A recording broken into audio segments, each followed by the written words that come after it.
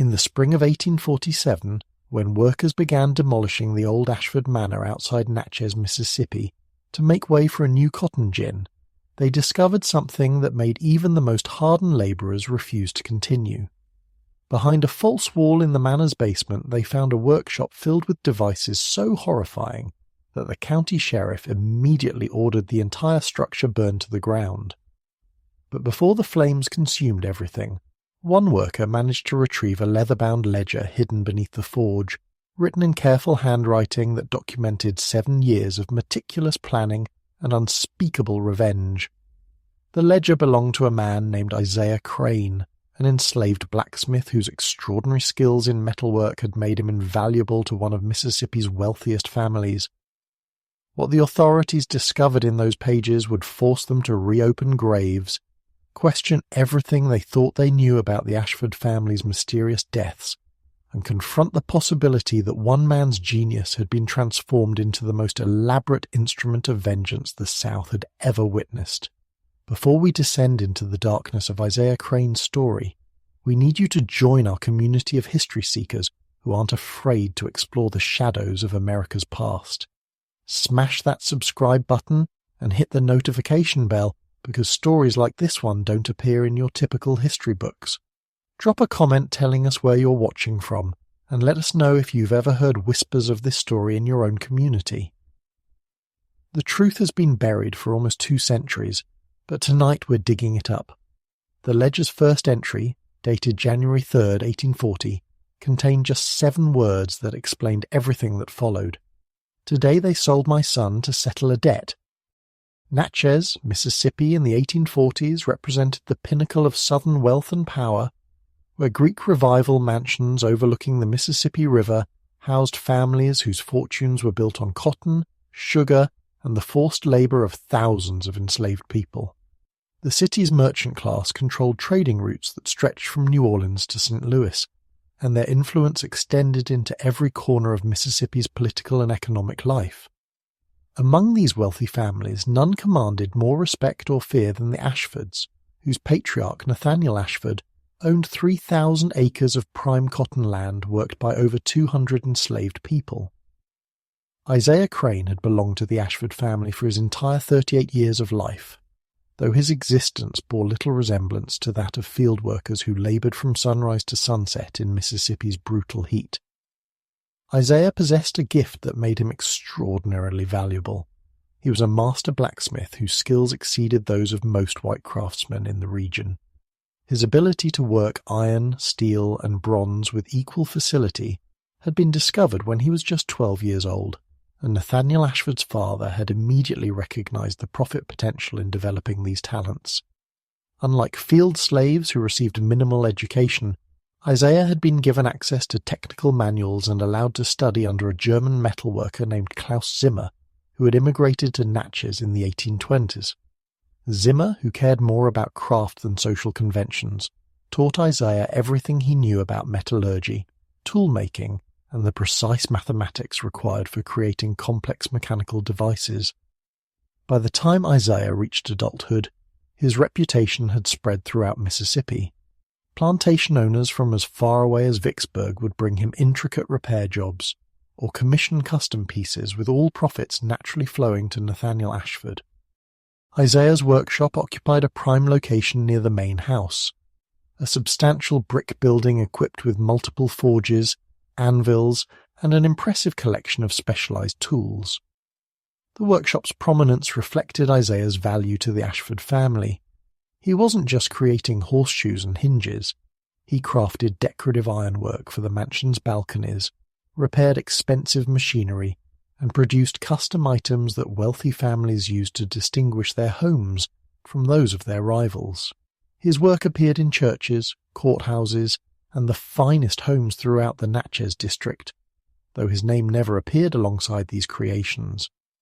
But Isaiah's value to the Ashfords extended beyond his metalworking skills. He had married a woman named Ruth, who worked in the main house as a seamstress, and together they had raised a son named Thomas, who at 16 years old was already showing promise as a skilled craftsman himself.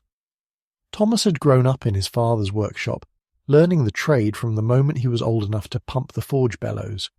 The boy had inherited Isaiah's gift for understanding how metal behaved under heat and pressure, and his quick mind grasped complex mechanical principles that most apprentices took years to master. The Ashfords had allowed this family arrangement because it suited their interests.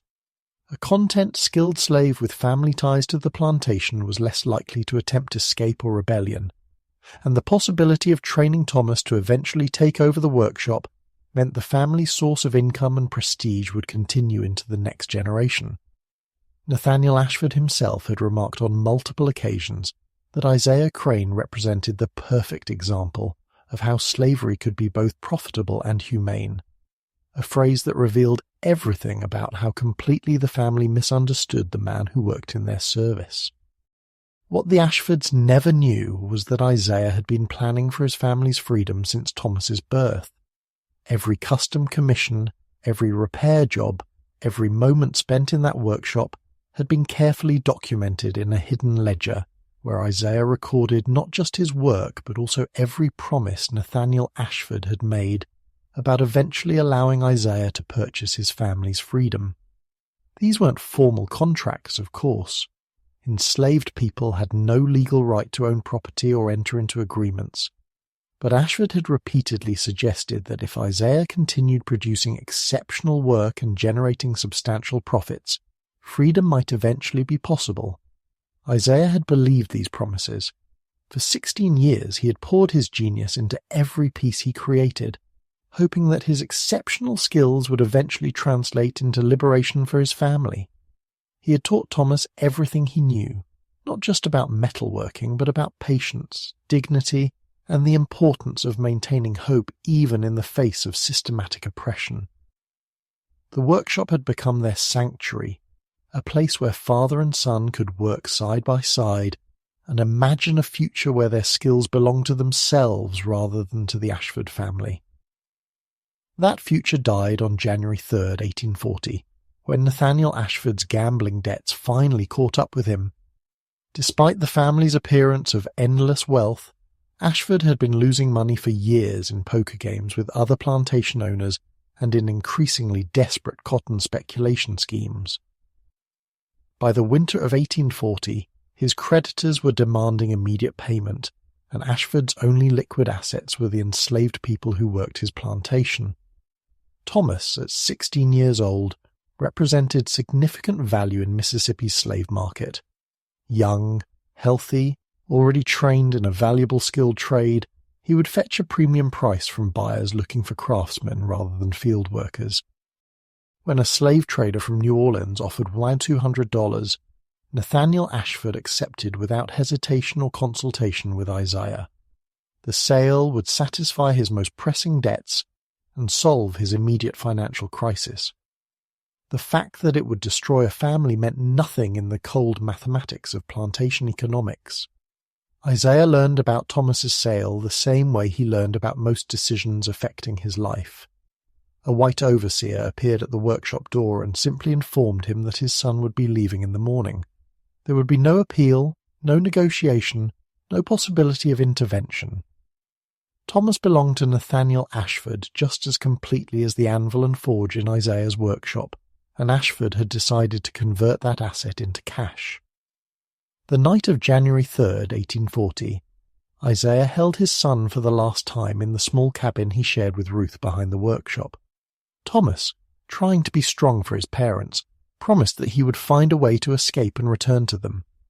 Ruth, her face wet with silent tears, packed the few possessions her son could take with him, and Isaiah, feeling something fundamental break inside his chest, made promises he knew he couldn't keep about somehow finding Thomas and bringing him home.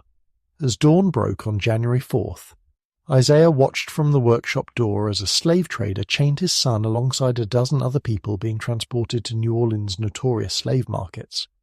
Thomas looked back once, his young face showing a mixture of fear and determination, before the wagon disappeared down the oak-lined drive that led away from Ashford Manor. Isaiah stood motionless for nearly an hour after the wagon vanished, staring at the empty road and feeling the last remnants of hope drain out of him like water from a cracked vessel. When he finally returned to the workshop, Isaiah found Nathaniel Ashford waiting for him with a commissioned project from a wealthy client in Vicksburg.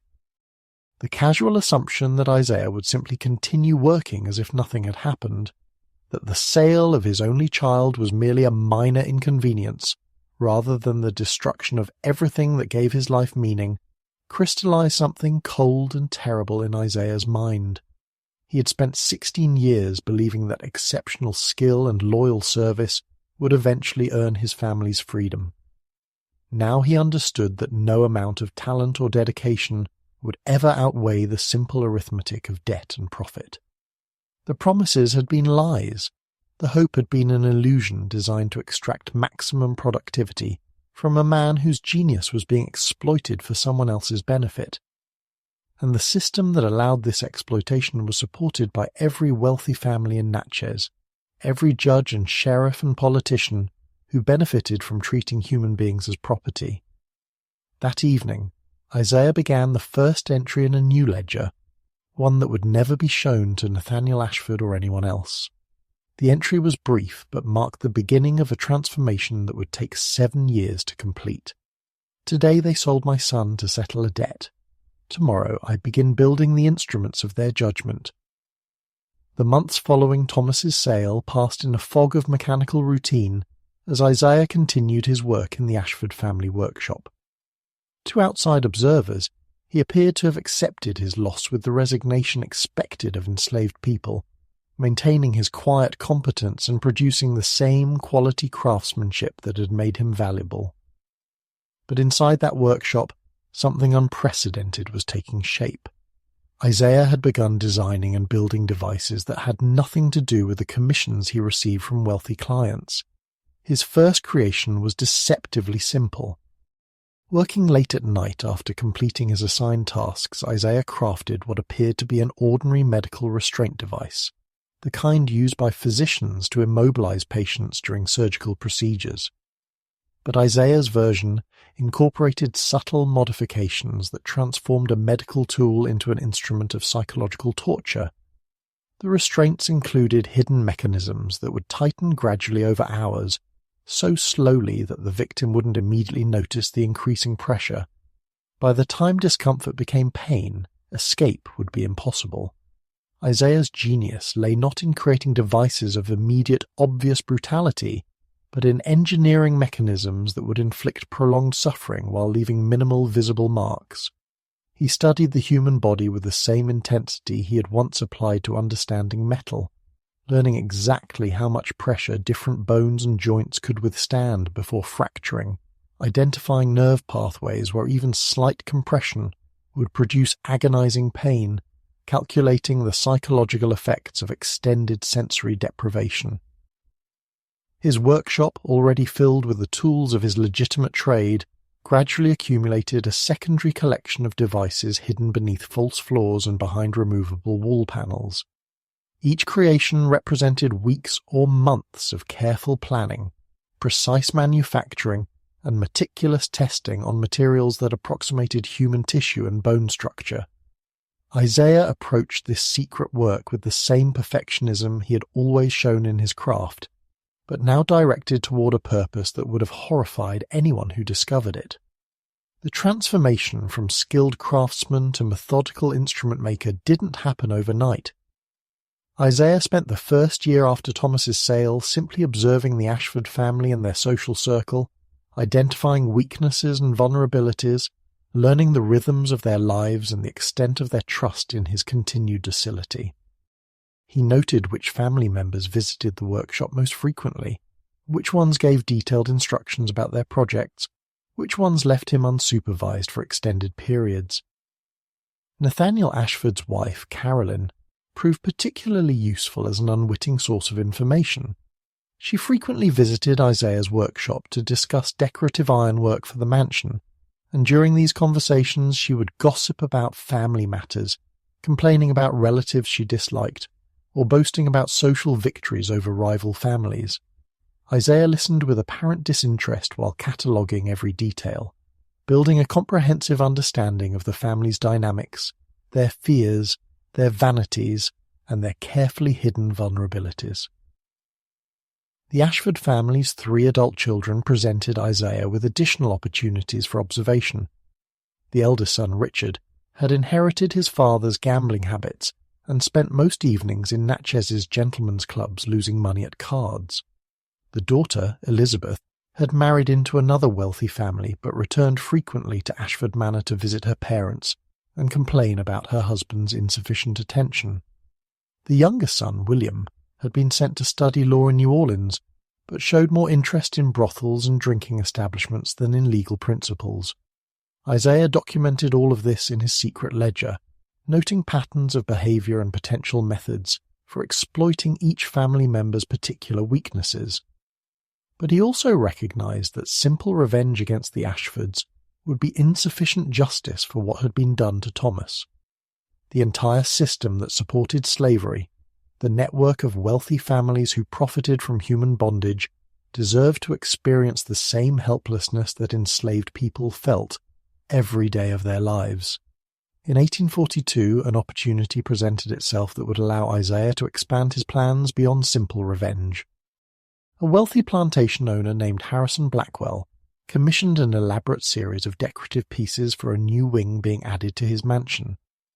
The project would require Isaiah to spend several weeks working on site at Blackwell's property, giving him access to another family's routines and vulnerabilities. During those weeks at Blackwell's plantation, Isaiah observed a system of casual cruelty that made even the Ashfords seem relatively benign by comparison.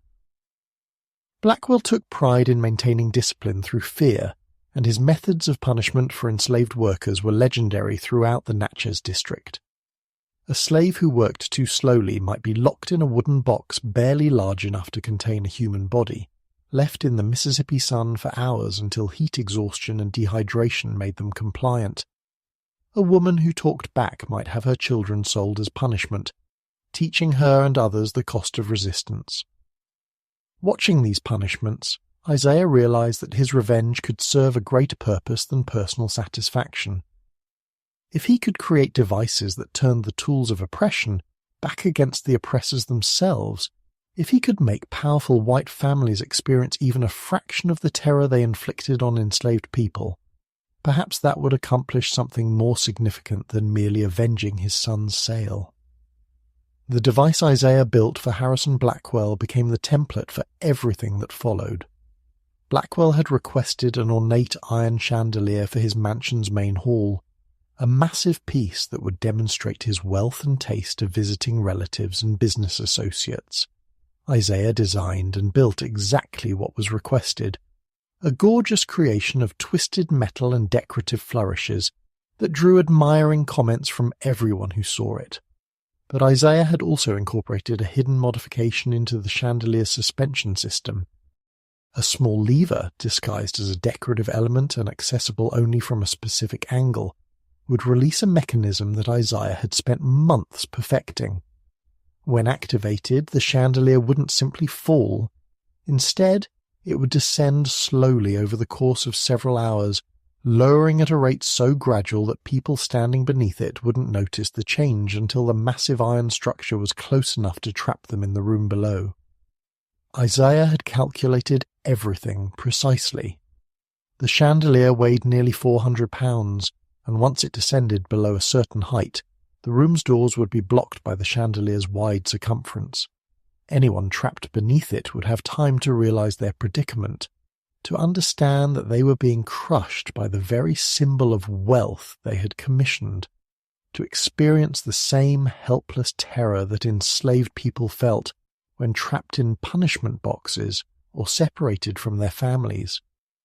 Installing the chandelier in April 1842 gave Isaiah his first test of whether his plans could actually be executed without detection. He had designed the release mechanism to be activated remotely, using a wire that could be concealed in the mansion's walls, running from the chandelier to a small lever hidden behind a baseboard in a rarely used servants' corridor. But he needed to determine whether anyone would notice the modifications during installation or afterwards. The installation went perfectly. Blackwell's household slaves, who were ordered to assist with the heavy lifting, followed Isaiah's directions without question. The white overseers who supervised the work had no understanding of the mechanical principles involved and simply ensured that Isaiah completed the project on schedule. And Blackwell himself, focused on showing off his expensive new chandelier to visitors, never thought to examine the suspension system's internal mechanisms. 2 weeks after completing the installation, Isaiah returned to Blackwell's mansion on a Sunday evening, ostensibly to check that the chandelier was hanging properly. He was admitted without suspicion, allowed to inspect his work in the empty main hall, and left after assuring Blackwell's butler that everything was functioning perfectly. What he didn't mention was that before leaving, he had activated the release mechanism, starting the chandelier's slow descent. The Blackwell family's regular Sunday evening gathering involved Harrison, his wife Margaret, and their 2 adult sons meeting in the main hall to review the plantation's weekly financial reports.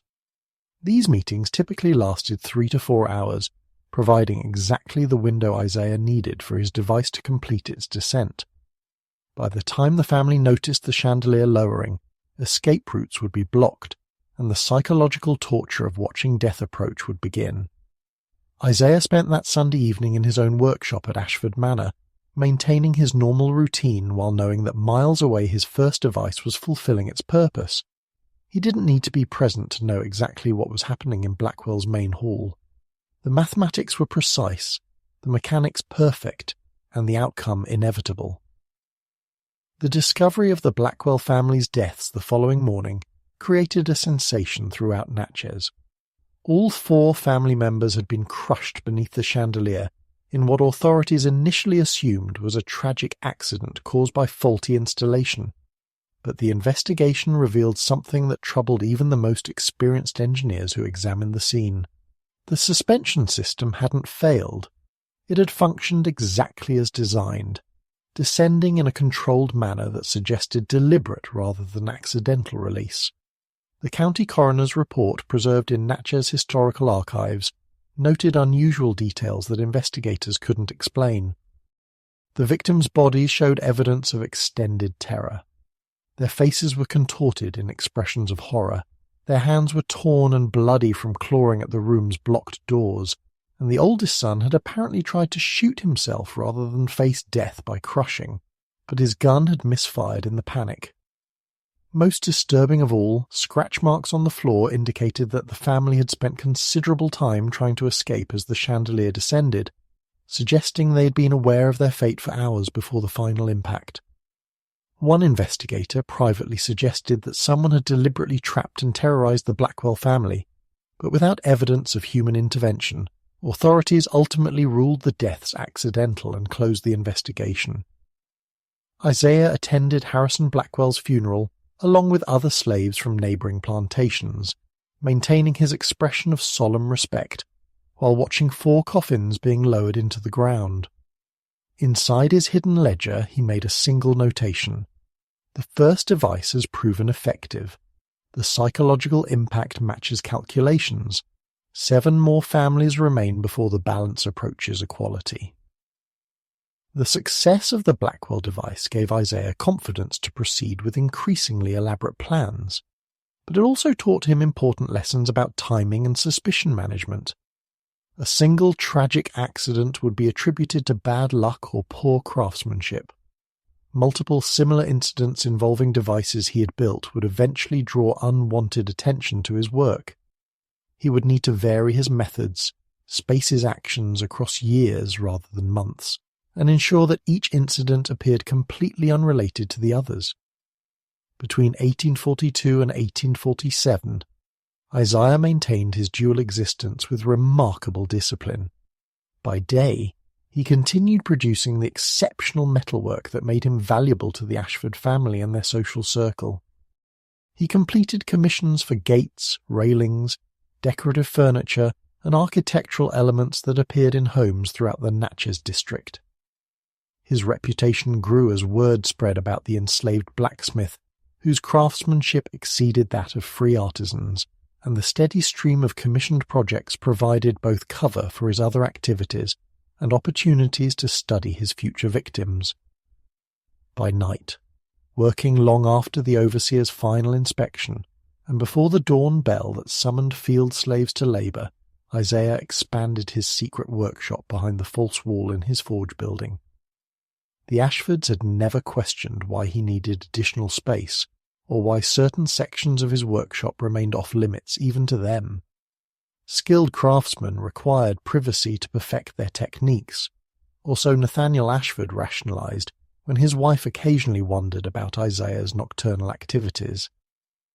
Isaiah's second target emerged in 1843 when he received a commission from Judge Thaddeus Montgomery, one of Natchez' most influential legal figures.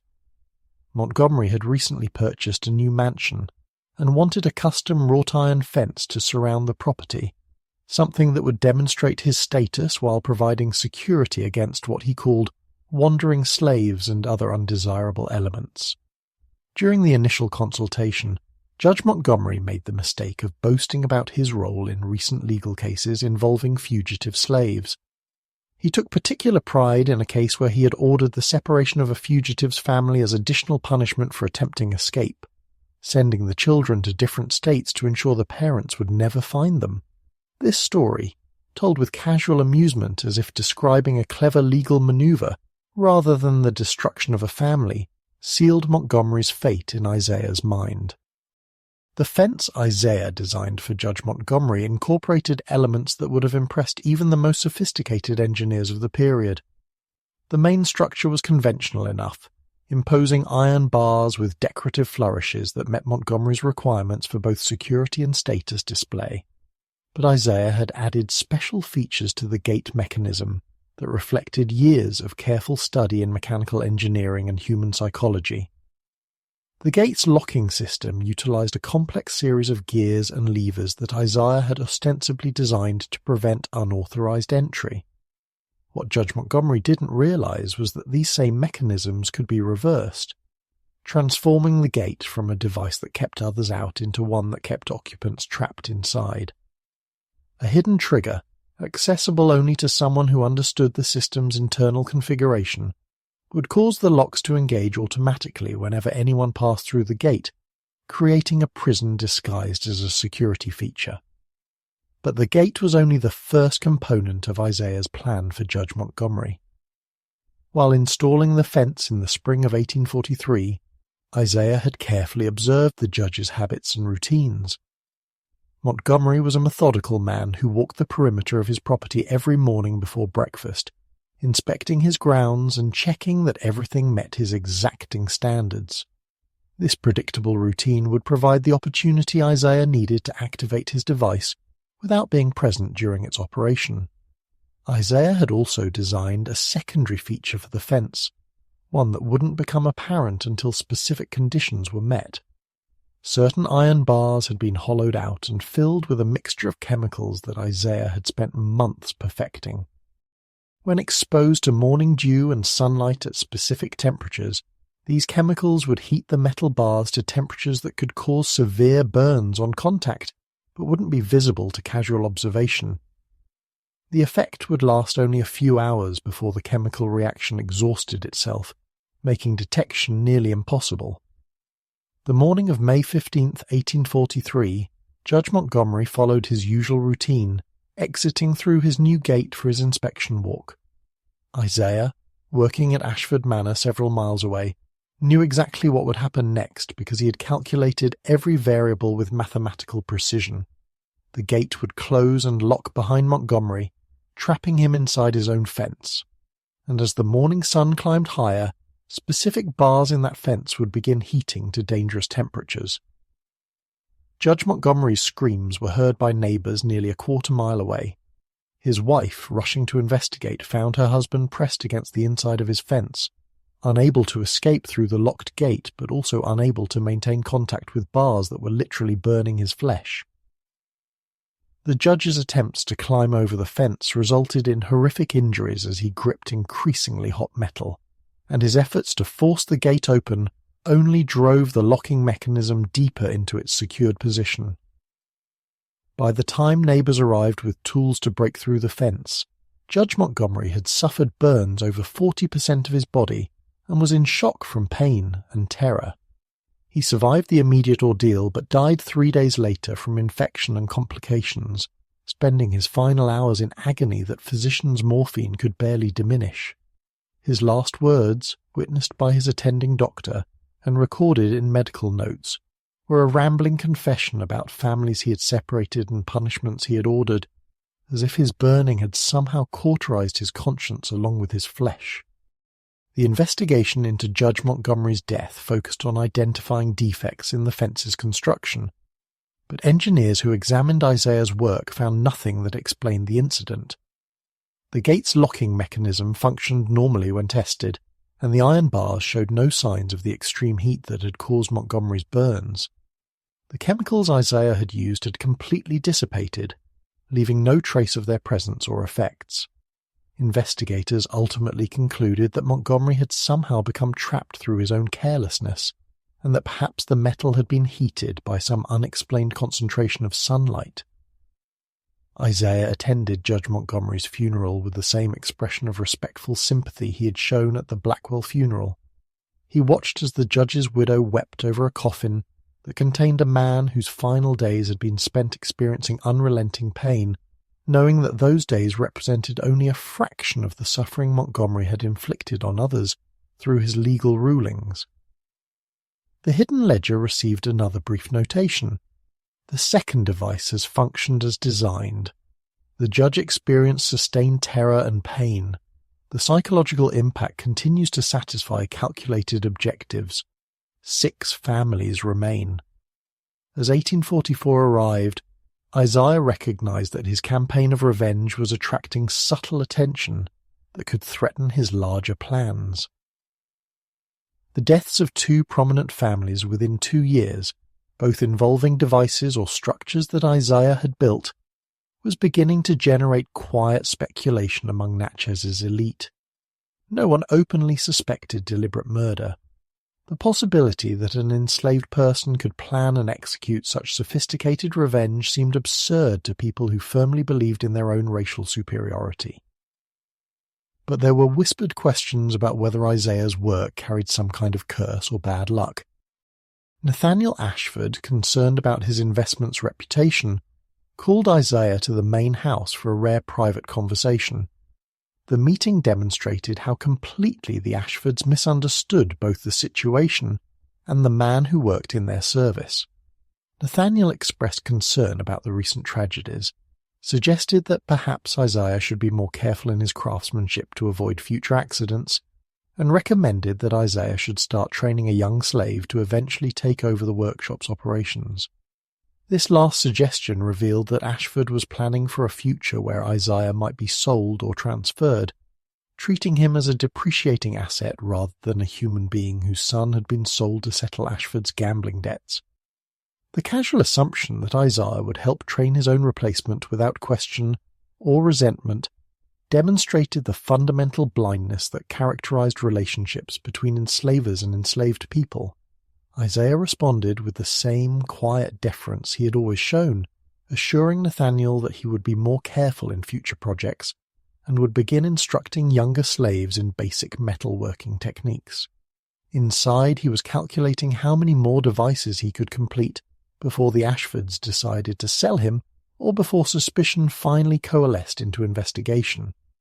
Time was becoming his enemy, and he would need to accelerate his plans if he hoped to complete his mission against all 8 remaining families on his list. But Isaiah also recognized an opportunity in Nathaniel's suggestion about training a replacement. If he could cultivate relationships with young slaves and teach them selected skills without revealing his true purpose, he might create a legacy that would outlast his own life. The tools and knowledge needed to resist oppression could be passed down through generations of craftsmen, creating possibilities for future revenge that extended far beyond his individual campaign. The period between 1844 and 1846 saw Isaiah working at an accelerated pace, completing 3 more devices that targeted families whose involvement in the slave trade or cruelty toward enslaved people had earned them places on his list of intended victims.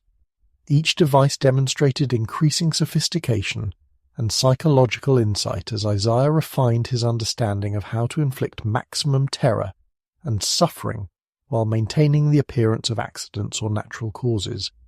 His third target was Colonel Marcus Thornton, a plantation owner whose disciplinary practices included a medieval punishment device called the hot box, a wooden structure barely large enough to contain a human body that was placed in direct sunlight during Mississippi's brutal summers.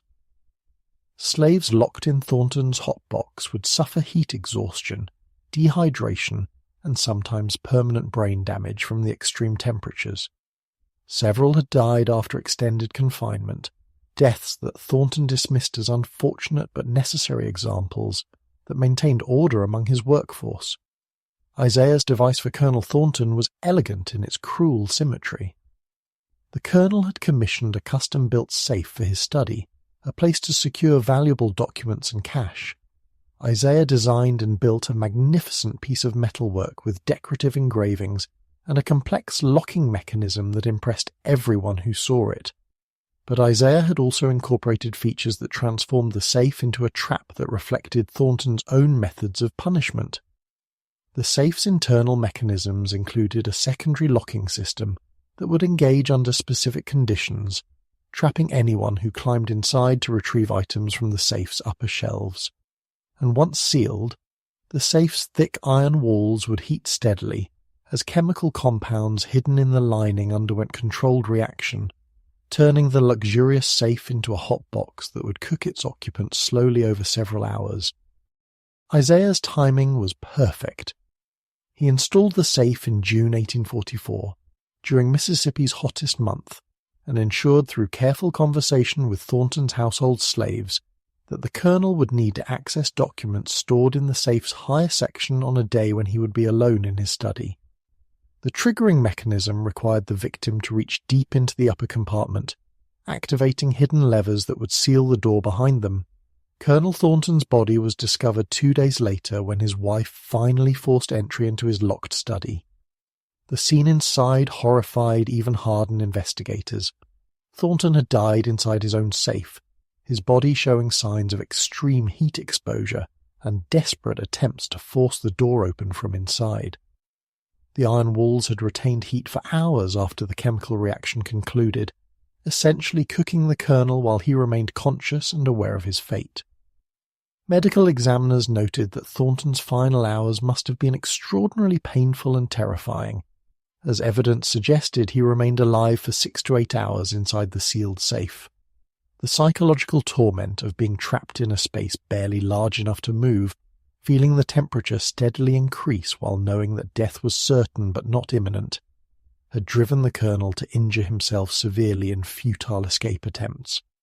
Investigators again found no evidence of deliberate murder. The safe's locking mechanism appeared to have malfunctioned due to what engineers called a catastrophic design flaw, trapping Thornton inside. The heating of the iron walls was attributed to the June sun streaming through the study's windows, though this explanation didn't fully account for the extreme temperatures the body had been exposed to. Isaiah's chemical compounds had once again dissipated without trace, leaving no evidence of the careful planning that had transformed a safe into an execution chamber. Isaiah's fourth victim came in 1845, when he targeted the Reverend Samuel Whitfield, a prominent minister whose Sunday sermons regularly justified slavery through selective biblical interpretation and who had personally blessed numerous slave auctions. Whitfield had commissioned an elaborate pulpit for his church's new sanctuary, giving Isaiah the opportunity to create a device that would serve as Whitfield's judgment platform. The pulpit Isaiah designed was a masterpiece of decorative metalwork that drew praise from church elders and congregation members.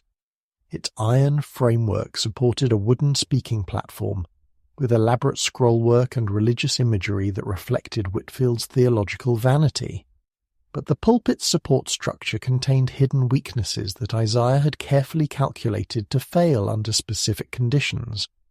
The collapse wouldn't be immediately fatal.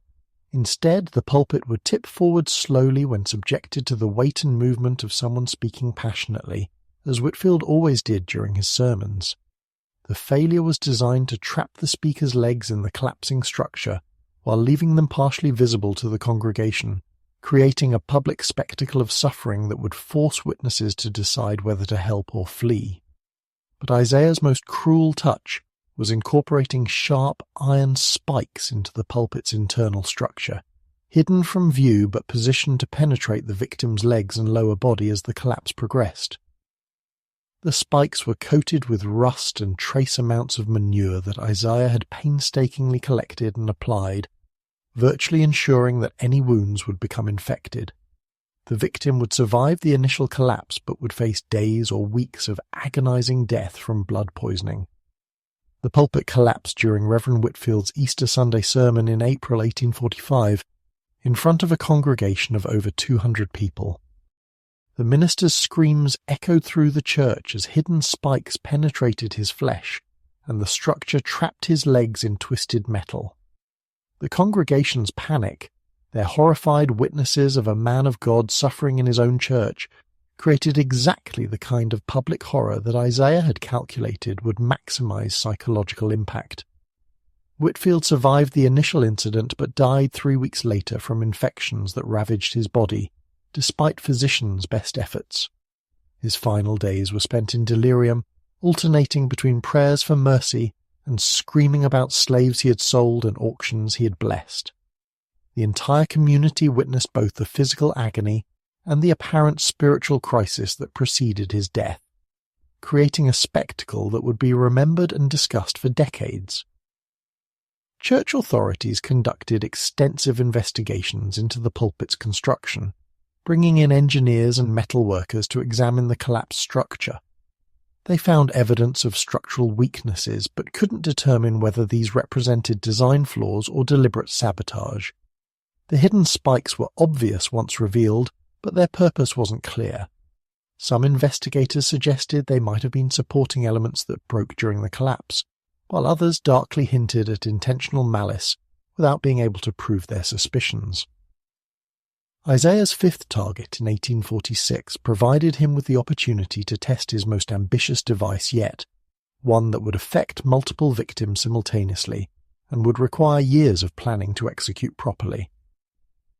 The target was the Riverside Club, an exclusive gentleman's establishment where Natchez' wealthiest elite gathered for poker games, business discussions, and social networking. Isaiah had been commissioned to create decorative metalwork throughout the building during its renovation, giving him access to the structure's internal systems and the opportunity to observe the club's routines. Among the club's regular members were 3 men who'd been directly involved in Thomas's sale 6 years earlier. These men, along with several others who profited from the slave trade, gathered every Thursday evening for poker games that often lasted until dawn. The predictability of these gatherings, combined with Isaiah's intimate knowledge of the building's layout, provided the foundation for a device that would trap and terrorize multiple victims simultaneously. Isaiah's modification to the Riverside Club involved the building's ventilation system, a network of metal ducts that he had supposedly updated to improve air circulation during Mississippi's summer months. But the new system included hidden reservoirs and release mechanisms that could introduce various substances into the building's atmosphere without being detected. Isaiah had spent months cultivating certain plants and perfecting extraction methods for compounds that would create specific psychological and physical effects when inhaled. The particular compound Isaiah chose for the Riverside Club wouldn't kill quickly. Instead, it would produce progressive paralysis starting with the extremities and moving slowly toward the vital organs, a process that could take 8 to 10 hours to complete. During this time, victims would remain fully conscious and aware, able to see and hear everything around them but unable to move or speak as their bodies systematically shut down. On the Thursday evening of August 14th, 1846, 7 men gathered at the Riverside Club for their regular poker game, including the 3 who had participated in Thomas's sale. Isaiah, working on a late-night project in his workshop miles away, activated the release mechanism using a clockwork timer he had installed during the club's renovation. The compound began flowing into the club's ventilation system at precisely 9:00 p.m., a time when he knew the poker game would be well underway and the building's doors would be locked from inside to ensure privacy. The effects began gradually enough that the card players initially dismissed them as fatigue or the influence of the evening's whiskey. But within an hour, all 7 men found themselves unable to move their arms and legs with normal coordination. Cards dropped from nerveless fingers, and attempts to stand resulted in collapse. As the paralysis progressed and panic set in, the men realized they couldn't call for help because their voices had been stolen along with their physical mobility. By midnight, the 7 men lay scattered around the poker table like discarded dolls, fully conscious but completely immobilized, unable to even close their eyes as they watched each other's terror. Isaiah had calculated that the compound's effects would preserve consciousness until approximately 6 a.m., giving the victims 8 hours to experience complete helplessness, while knowing that death was approaching but not yet present. The discovery of the 7 bodies the following morning created an unprecedented crisis in Natchez' elite community. The deaths of so many prominent citizens simultaneously and under mysterious circumstances generated intense investigation that involved authorities from multiple counties and even state officials. Physicians conducted extensive examinations trying to determine what had killed 7 healthy men in the same location at the same time. The investigation revealed traces of an unknown substance in the building's ventilation system, but chemical analysis capabilities in 1846 were insufficient to identify Isaiah's compound or determine its source. Theories ranged from natural gas leaks to deliberate poisoning by business rivals to divine judgment for unspecified sins. But without evidence of how the substance entered the building or who had introduced it, investigators ultimately concluded that the deaths resulted from some kind of environmental accident rather than intentional murder. Isaiah's hidden ledger recorded the incident with characteristic precision. 7 targets eliminated simultaneously. The compound performed as calculated. Psychological impact on survivors and witnesses exceeds previous incidents. 1 family remains. The mass death at the Riverside Club marked the turning point in Isaiah's campaign. The cumulative effect of so many mysterious fatalities among Natchez' elite had created an atmosphere of paranoid fear that pervaded the entire community. Wealthy families began viewing their possessions with suspicion, wondering if the objects they had commissioned from craftsmen might somehow be instruments of delayed revenge. Some refused to use devices built by enslaved workers, while others demanded multiple inspections of anything involving complex mechanisms. But this heightened vigilance came too late to save Isaiah's final target, the family that bore ultimate responsibility for his transformation from craftsman to killer. Throughout his 7-year campaign, Isaiah had been carefully planning the fate of the Ashfords, the family that had sold Thomas and had unknowingly housed the architect of Natchez' mounting terror in their own workshop. The device Isaiah built for the Ashfords represented the culmination of everything he had learned about mechanical engineering, human psychology, and the art of inflicting extended suffering. But it also represented something more personal. Unlike his other victims, Isaiah didn't want the Ashfords to die quickly or to simply experience terror before death. He wanted them to understand exactly who had destroyed them and why, to spend their final hours confronting the consequences of treating human beings as property. Between late 1846 and early 1847, Isaiah made subtle modifications to various systems throughout Ashford Manor, working openly on routine maintenance and repairs, while incorporating features that would ultimately transform the entire mansion into an elaborate trap. The house's heating system, its water supply, its doors and windows, even the decorative ironwork he had installed years earlier, all became components in a mechanism designed to isolate and terrorize the family that had destroyed his own. The triggering event came in February 1847, when Nathaniel Ashford mentioned casually that he was considering selling Isaiah to a buyer in Texas. The decision wasn't personal, Ashford explained in the same tone he might use to discuss selling a horse. Isaiah was getting older, his productivity was declining, and there were young slaves who could be trained to take over the workshop's operations. The sale would generate capital that Ashford could use for new investments, and really it was just good business sense to liquidate aging assets before their value depreciated further. That evening Isaiah activated the final device, the master mechanism that would set in motion the Ashfords' destruction. A series of levers and timers throughout the mansion began engaging systems that Isaiah had spent months installing. Within hours, Ashford Manor had transformed from a symbol of wealth and security into a prison designed to trap and torture its occupants. The Ashford family realized something was wrong the following morning when they discovered that every door in the mansion had sealed itself shut, with locking mechanisms engaged so thoroughly that even axes couldn't break through. Windows that had previously opened freely were now fixed in place, held by iron bars that had somehow extended from hidden recesses in the walls overnight. The house's water supply had been cut off, and the heating system was producing temperatures that made some rooms unbearably hot while leaving others freezing cold. Nathaniel Ashford's attempts to understand what was happening led him eventually to the basement workshop where Isaiah spent his days.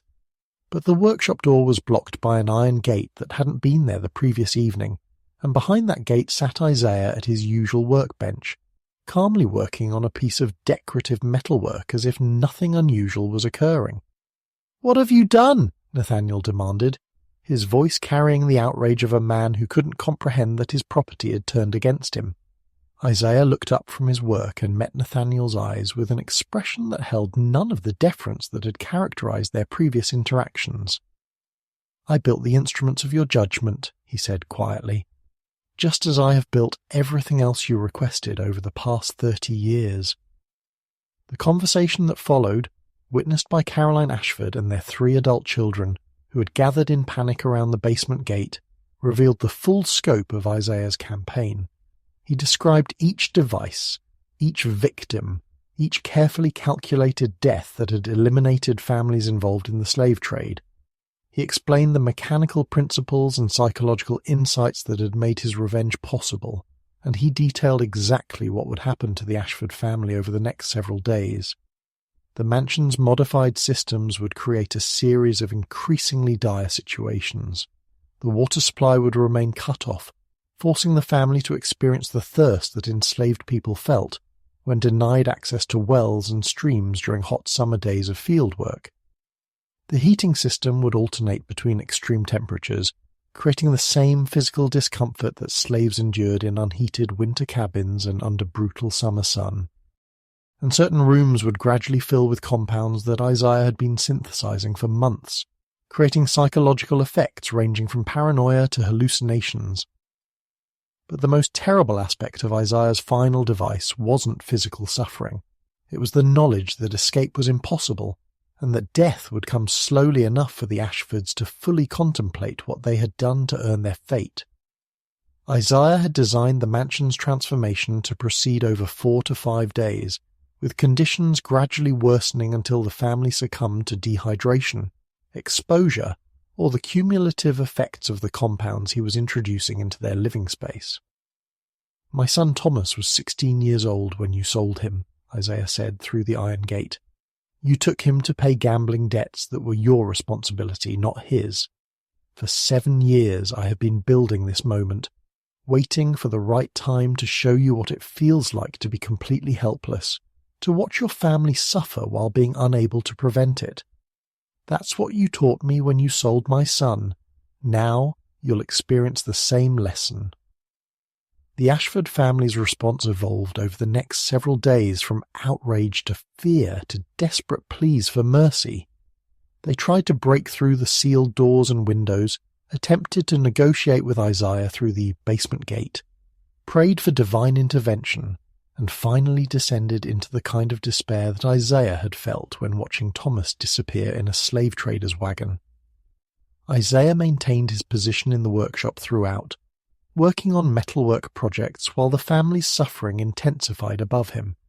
He listened to their conversations, their accusations against each other, their gradual realization that they would die in their own mansion without anyone outside knowing what was happening.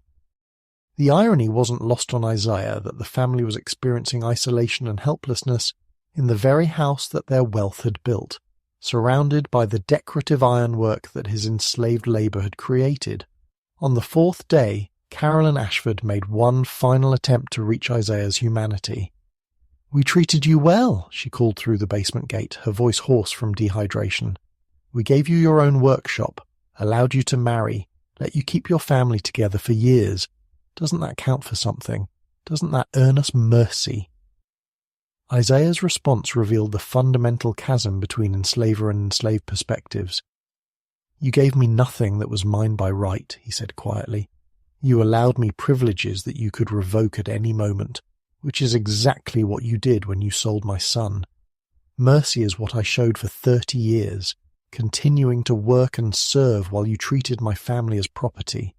This isn't revenge, it's simply justice delayed." The Ashford family's deaths occurred over the span of 24 hours on the 5th day of their confinement, with each family member succumbing to the cumulative effects of dehydration, exposure, and the compounds Isaiah had introduced into the mansion's atmosphere. Their final hours were witnessed only by Isaiah, who watched through the basement gate as the family that had owned him for his entire life experienced the same helpless terror that enslaved people faced every day. When the mansion finally fell silent, Isaiah activated the last mechanism he had prepared, a system of levers and timers that would systematically destroy all evidence of his modifications, causing the house's various systems to fail in ways that would appear accidental rather than deliberate. The iron bars on the windows retracted into their wall recesses, the door locks released, and the heating system shut down completely. By the time Isaiah unlocked the basement gate and stepped into the main house, any evidence of his elaborate trap had been carefully erased. Isaiah's plan called for him to simply return to his workshop and await discovery of the Ashfords' deaths, maintaining the fiction that he had been working throughout the family's ordeal and had noticed nothing unusual. But the completion of his 7-year campaign had left him feeling something unexpected. Not satisfaction or relief, but a profound emptiness. The revenge that had sustained him through years of patient planning was finished, and what remained was simply the reality of his enslaved status and the knowledge that Thomas was still lost somewhere in the vast machinery of Southern slavery. As dawn broke on February 23, 1847, Isaiah did something that surprised even himself. Instead of waiting for authorities to discover the deaths and question him, he walked out of Ashford Manor's grounds and simply kept walking. He had no plan for escape, no contacts in the Underground Railroad network, no destination in mind. He just walked away from the plantation where he had spent his entire life, carrying nothing but the clothes he wore and the hidden ledger that documented his campaign of revenge. His freedom lasted exactly 4 days. Mississippi's slave patrol system, designed to recapture fugitive slaves with brutal efficiency, tracked him down within 60 miles of Natchez. But by the time they found him, workers at Ashford Manor had discovered the family's bodies and had begun the investigation that would eventually reveal the scope of Isaiah's revenge. The trial of Isaiah Crane became one of the most sensational criminal cases in Mississippi's antebellum history, not just because of the number of victims or the sophistication of the murders, but because of what the case revealed about enslaved people's capabilities and potential for resistance. The prosecution presented Isaiah as a monster whose intelligence had been perverted into evil, a cautionary tale about the dangers of educating slaves or allowing them access to specialized knowledge. The defense, appointed by the court and led by an attorney who clearly wished he had been assigned any other case, could do little except present Isaiah's full story about his son's sale and argue for mitigation based on the extreme provocation he had suffered. The attorney's closing argument acknowledged his client's guilt while attempting to explain the human context that had created such a determined killer. Isaiah's own testimony provided the most compelling moments of the trial. He described each device in meticulous detail, explained the mechanical principles and chemical processes involved, and documented his 7-year campaign with the same precision he had always shown in his craftsmanship. He expressed no remorse for his actions, arguing that each victim had been selected based on their specific involvement in the slave trade or their particular cruelty toward enslaved people. The revelation that Isaiah had been responsible for 11 deaths over 7 years, all disguised as accidents or natural causes, sent shockwaves through Mississippi's elite community. The realization that their decorative ironwork, their security systems, their most trusted mechanical devices might be instruments of delayed revenge created a paranoia that lasted for decades. Many wealthy families refused to use any items built by enslaved craftsmen, while others demanded extensive inspections of everything in their homes. The trial also revealed uncomfortable truths about the slave system itself. Isaiah's testimony about watching his son sold to pay gambling debts, the casual cruelty of separating families, and the complete legal powerlessness of enslaved people forced even pro-slavery advocates to confront the human cost of their economic system. Some newspapers used the case as evidence that slavery needed reform, while others argued it proved that enslaved people were too dangerous to be educated or given specialized skills. The verdict was never in doubt. Isaiah was convicted on all counts and sentenced to death by hanging, with the execution scheduled for March 15, 1847, exactly 7 years after Thomas's sale. The symmetry of this date wasn't lost on Isaiah, who mentioned it during his final statement to the court. 7 years ago, this system destroyed my family and took my son. Today it will take my life. But I die knowing that I made them understand what terror feels like, what helplessness feels like, what it means to watch your world end while being unable to prevent it. That knowledge makes the rope worthwhile. Isaiah's execution drew a crowd of over 3,000 people, including journalists from newspapers as far away as New York and Boston. His final moments were documented in dozens of contemporary accounts, most of which focused on his remarkable composure and his final words spoken from the gallows. "I was trained to build things that lasted," Isaiah said to the assembled crowd. "I built gates and fences, decorative ironwork and security systems, all designed to endure for generations, but the most enduring thing I built was justice for my son. That will outlast all of you." The discovery in 1847 of Isaiah's workshop behind the false wall in his forge building revealed the full extent of his technical genius and his careful planning. Authorities found detailed diagrams for devices that had killed multiple victims, notes on mechanical principles and chemical formulations, and most significantly, the leather-bound ledger that documented his entire 7-year campaign. The ledger's contents were deemed so inflammatory that Mississippi authorities immediately classified them as restricted material, fearing that publication would inspire other enslaved people to similar revenge.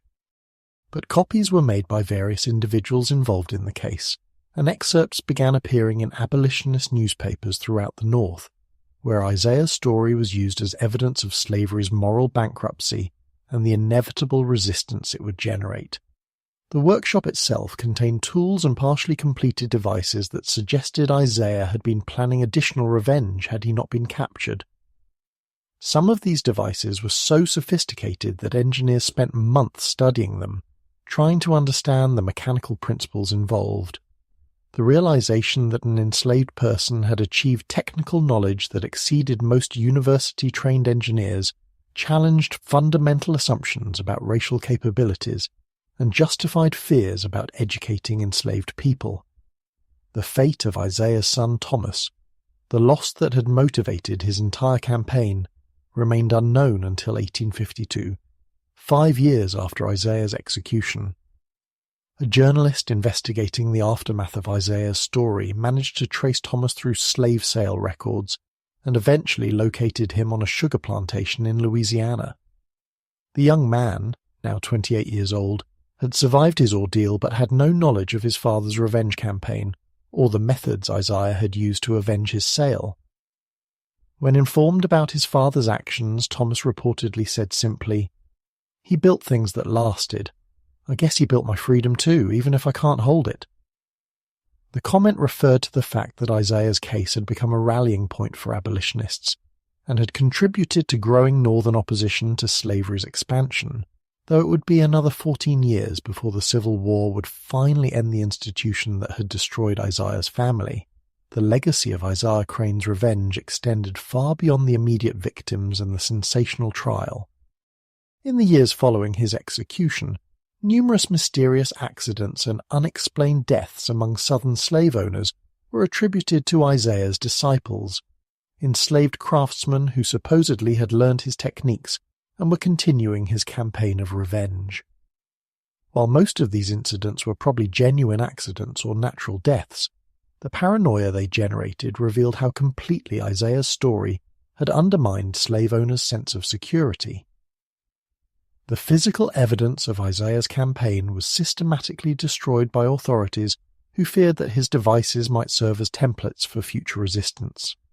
Ashford Manor was demolished completely, with every stone and beam burned to ensure nothing remained that could be studied or replicated. The Riverside Club was torn down and rebuilt with entirely new systems, and families who had survived Isaiah's attacks removed and destroyed any ironwork or mechanical devices he had created, even pieces that had functioned perfectly for years. But the psychological impact of Isaiah's story couldn't be erased so easily. For enslaved people throughout the South, his campaign represented proof that resistance was possible even under the most oppressive conditions, that intelligence and patience could overcome the power imbalance between enslaved and enslaver. The story was passed down through generations of black families, evolving into legend but retaining its core message about the limits of human endurance and the inevitability of resistance against systematic oppression. For white Southerners, Isaiah's story became a cautionary tale about the dangers of slavery itself, a system that created such desperate rage that even its most seemingly loyal participants might be planning elaborate revenge. The fact that Isaiah had worked patiently for 7 years, maintaining perfect deference while systematically eliminating families involved in slave trading, revealed that compliance didn't equal acceptance, and that the absence of open rebellion didn't mean the absence of resistance. The mystery of exactly how Isaiah created some of his more sophisticated devices was never fully solved. His chemical compounds, in particular, left experts baffled because the level of knowledge required to synthesize them seemed beyond what an enslaved person could have learned, even with access to scientific texts.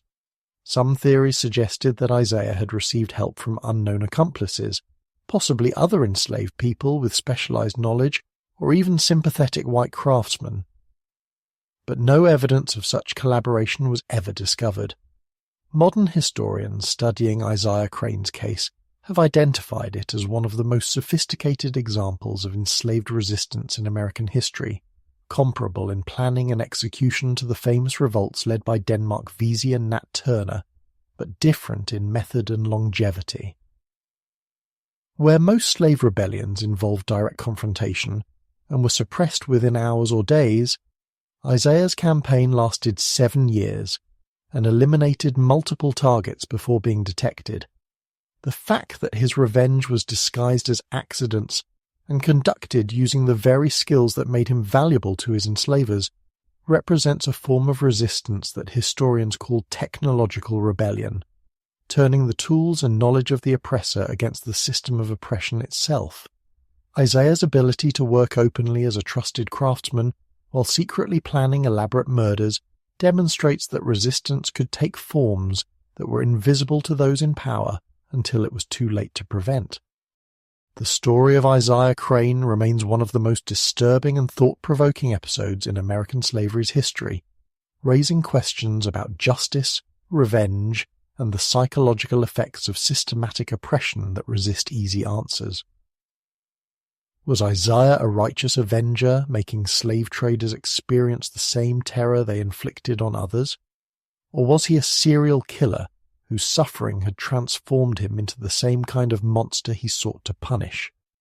These questions have no simple resolution because they force us to confront the moral complexities of a system that treated human beings as property and created conditions that drove some people to desperate measures.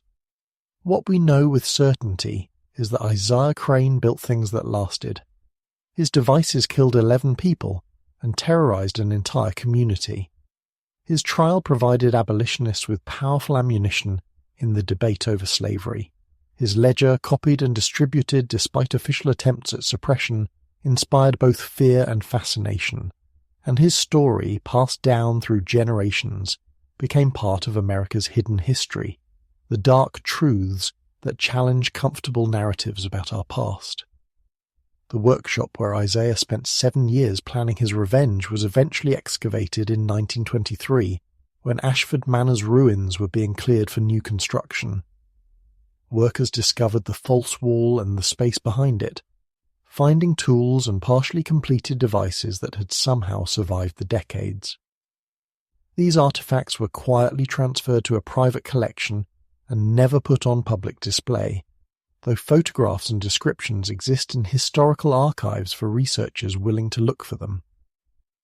Perhaps the most haunting artifact recovered from Isaiah's workshop was a small wooden box containing 7 pieces of metal, each carved with intricate decorative patterns.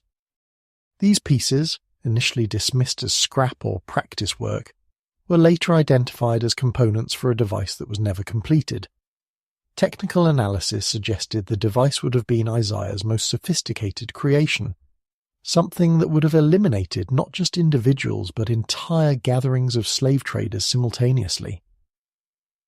The fact that Isaiah never completed this final device, that his campaign was interrupted before he could execute what might have been his most devastating attack, raises questions about how many more victims he'd planned to target and how long his revenge might have continued had he not been captured.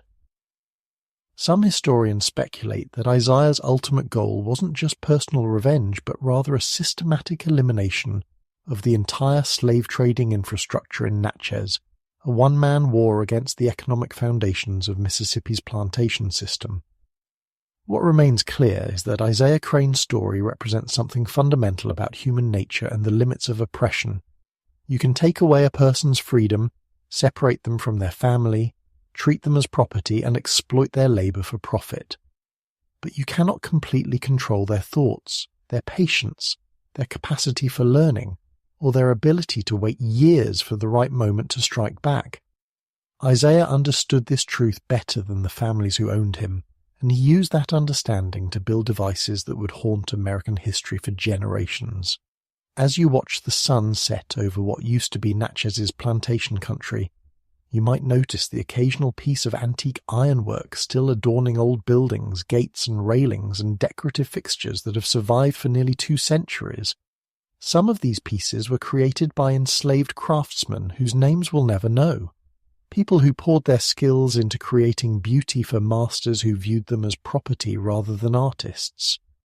And every time someone admires these works of craftsmanship, they're looking at evidence of genius that existed despite systematic oppression designed to crush human potential. But somewhere among those decorative pieces might be items created by Isaiah Crane, works he completed before his campaign of revenge began, when he still believed that exceptional skill might earn his family's freedom. These pieces represent both the promise and the tragedy of his life, the possibility of what he might have achieved in a just world versus the terrible necessity he felt in the world he actually inhabited. They stand as monuments to genius perverted by injustice, skill transformed into vengeance, and the enduring truth that oppression always generates resistance, even if that resistance takes forms the oppressors never anticipated. So what do you think about Isaiah Crane's story? Was his 7-year campaign of revenge justified by the destruction of his family, or did he become the very monster he sought to punish? These questions have no easy answers because they force us to confront the moral complexities of a system that created the conditions for such desperate measures. Drop your thoughts in the comments below and let us know where you stand on this chilling tale of genius, revenge, and the terrible prices that oppression demands from both the oppressed and their oppressors. If you found this journey into America's darkest chapters compelling, if this story of one man's methodical revenge gave you chills and made you think about the hidden histories that shaped our nation, then make sure you subscribe to our channel and hit that notification bell. We bring you the stories that textbooks left out, the dark truths that previous generations tried to bury, and the complex moral questions that resist simple answers. Share this video with someone who appreciates real history in all its disturbing complexity, and join us next time as we uncover another chapter from America's buried past. Until then, remember that history isn't just about the stories we tell, it's also about the stories we try to forget and the truths that refuse to stay buried no matter how deep we dig the graves.